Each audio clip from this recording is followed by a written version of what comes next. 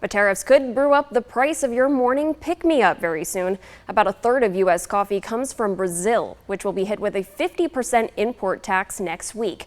And that could mean higher prices for your favorite drink. Elizabeth Hunter talked with a local shop owner about how she's navigating the changes.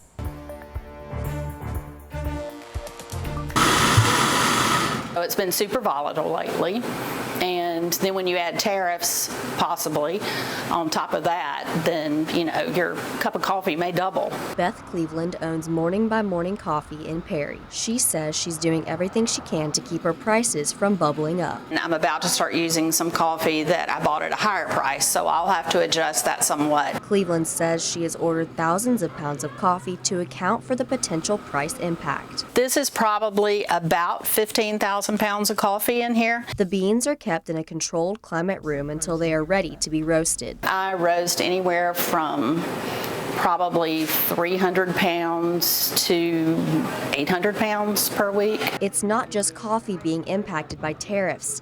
Cups, lids, napkins are all things also imported from other countries. Not only are there tariffs on coffee-producing countries, but there are also tariffs on our suppliers. They're dependent on China and other countries, Taiwan, for some of their raw ingredients. Cleveland says it's hard to stay ahead of the game, but it is what keeps her confident her business will be okay. We're all anticipating what's going to happen, and a lot of times that's worse than what actually happens. This was my way of coping with it.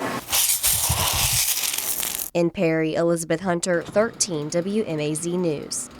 The tariff on Brazil is set to take effect on Wednesday. And taking a closer look at coffee consumption and tariffs, Brazil sells roughly 8 million bags of beans to the U.S. coffee processors every year. The U.S. is the world's largest coffee consumer at 25 million bags annually. And the bilateral trade with Brazil was worth nearly $4.5 billion last fiscal year.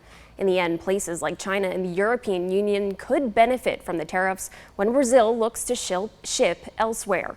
And right now, the Court of International Trade is trying to decide whether the president has the authority to impose country-specific tariffs.